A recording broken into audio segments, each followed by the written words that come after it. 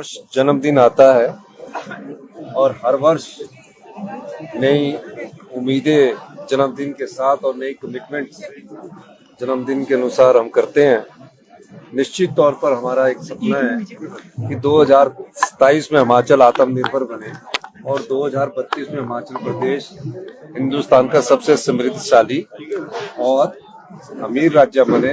हमारी सरकार इस जन्मदिन के अवसर पर भी इस दिशा में आगे बढ़ रही है।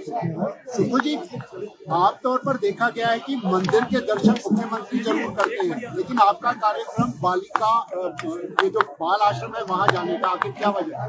नहीं, अभी देखिए, बालिका आश्रम में मुख्यमंत्री बनने के बाद जो एक परंपरा होती है कि सचिवालय में जाना था, मैंने उस परंपरा को तोड़ा, बालिका आश्रम गया।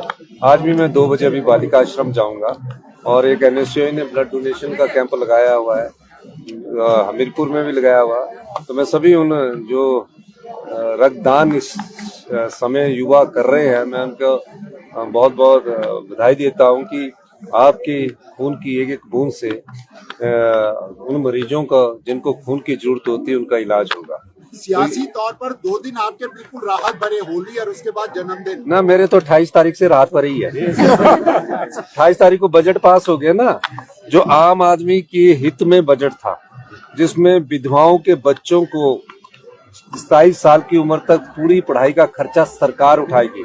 पहले बजट में अनाथ बच्चों की पढ़ाई का पूरा खर्चा सरकार उठाएगी और 70 साल से ऊपर के जो बुजुर्ग हैं उनको हमने फ्री इलाज की सुविधा दी है और मनरेगा की दिहाड़ी 60 रुपए बढ़ाई है और उसके बाद जो कर्मचारियों को हमने DA दिया और अपनी प्यारी बहनों को जो हमने 1500 रुपए दिया, तो हमारा उस दिन से बिल्कुल राहत भरा है।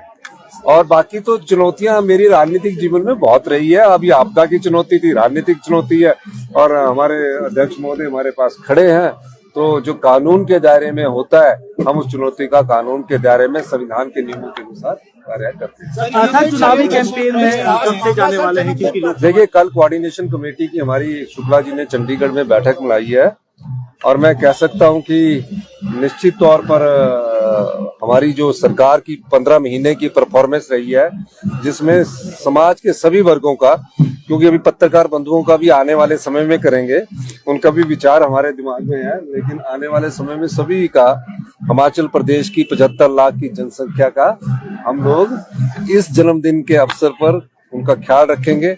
और जो हमने ईमानदारी से, पारदर्शिता से अपनी सरकार बनाई और 2200 करोड़ रुपए का राजस्व अर्जित किया, वो हमने जनता में बांटा है। और एक और मैं चीज बताऊं, पिछली सरकार की भारतीय जनता पार्टी की जयराम सरकार की जो कमियां थी, चाहे वो SMC टीचर को लेकर थी, कंप्यूटर टीचर को लेकर थी और भर्तियां ही नहीं होती थी।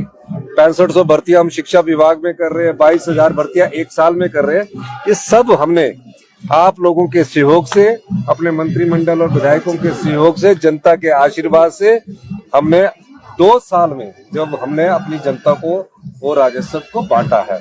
और मैं विपक्ष को भी सलाह दूंगा कि वो ये हिमाचल प्रदेश में लोकतंत्र जिंदा रहना चाहिए, लोकतंत्र की हत्या मत करो।